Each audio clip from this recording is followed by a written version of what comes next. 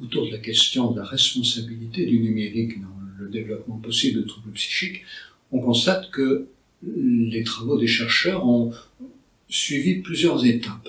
Alors, il y a encore quelques années, la tendance était à opposer deux éventualités. Première éventualité, l'utilisation des outils numériques produirait des troubles mentaux, produirait par exemple de la dépression, produirait de la déréalisation, voire des troubles de type psychotique. Et puis d'un autre côté, il y avait des chercheurs qui disaient non, le numérique révèle des troubles préexistants.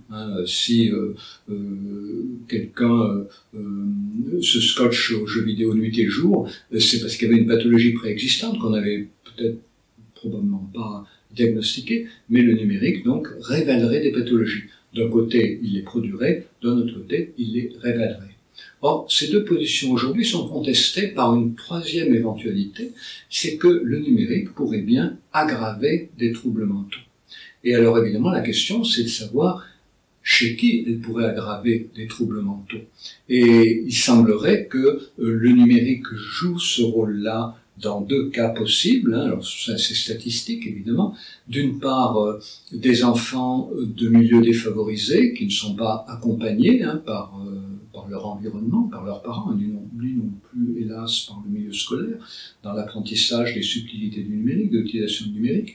Donc à ce moment-là, bien, leurs difficultés relationnelles possibles, leurs difficultés de contact, leur pauvreté de vocabulaire seraient aggravées par le numérique. Ils se renfermeraient dans des petits groupes de gens leur ressemblant, dans lesquels les échanges seraient finalement assez pauvres. Et puis, d'un autre côté, le risque que le numérique aggrave des signes de souffrance psychique qui préexistent au numérique. En d'autres termes, si avant d'avoir son premier smartphone, un enfant est victime de harcèlement scolaire, s'il est maltraité dans sa famille, s'il souffre d'un état dépressif à cause d'un deuil par exemple, eh bien cet enfant, lorsqu'il aura son premier outil numérique, son premier smartphone personnel, eh bien l'utilisation qu'il va en faire risque d'aggraver le trouble préexistant.